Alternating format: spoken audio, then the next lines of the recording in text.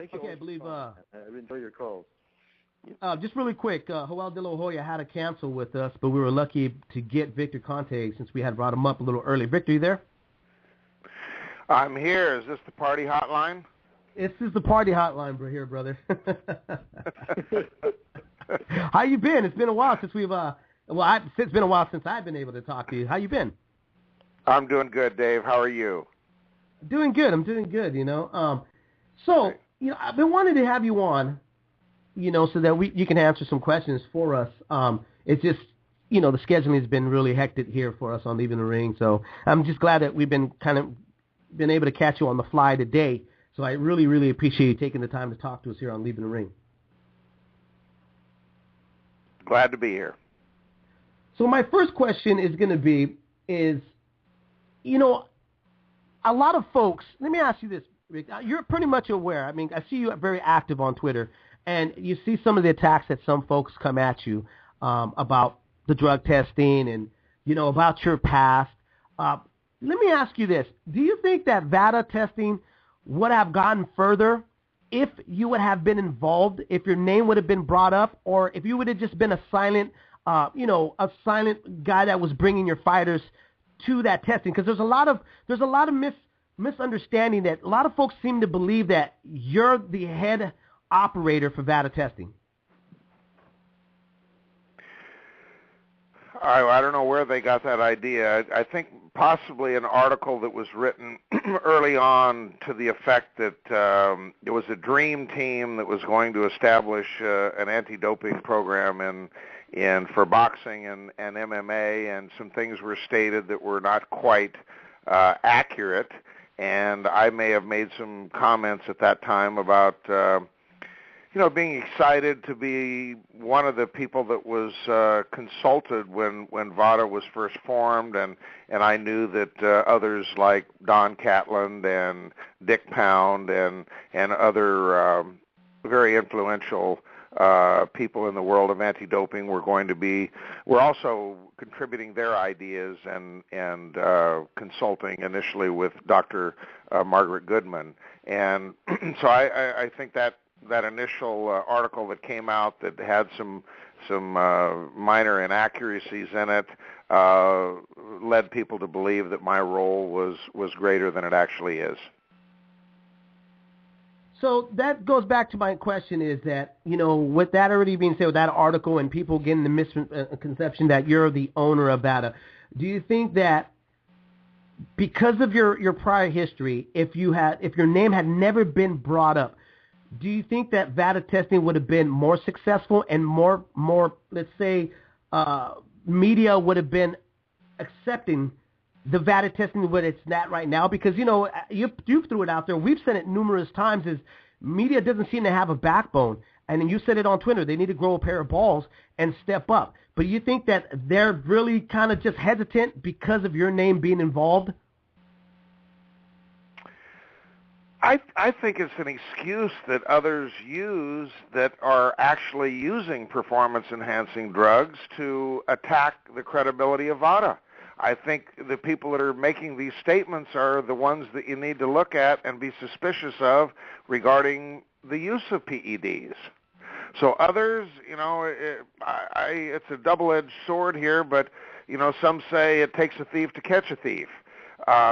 I've got experience on both sides, and I think some people realize that and think that it's a positive. Others think if he was smart enough to circumvent the anti-doping policies and procedures in place for a number of years, who's to say he's not continuing to do so?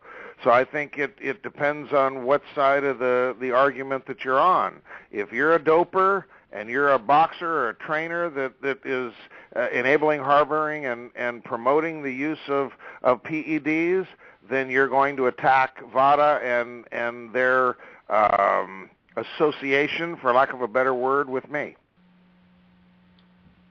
Let me ask you this question. I think a lot of folks are curious about this. What is your role? What is your label when you work with a fighter? Dave, I think that's an excellent question because I don't think that I can be pigeonholed into strength and conditioning, classified the same as others in boxing, because that's really not what I do. I'm more of a team leader. I have had a long history of meeting with athletes that may have a specific goal. It could be to become the world's fastest human, or as in the case with Tim Montgomery back during the Balco days, where I assembled a team of coaches and trainers with a specific goal to break the world record in the 100 meters. There's been a lot of different athletes that I've worked with in many different sports, and of course the team that gets assembled, depending upon the goal that they have, is going to require that you have different people involved. So the same, I don't have a team that works with every single athlete. I try to help develop a team and sponsor, in many cases, the team to help an athlete achieve their objectives. So as an example, with some of the boxers that I'm working with now and other coaches like Mike Basil at Undisputed and Remy Courchemny, the sprint coach, and we may have a great ART therapist and deep tissue massage person, and so I guess in a sense you could describe me as a project team leader. A project team leader.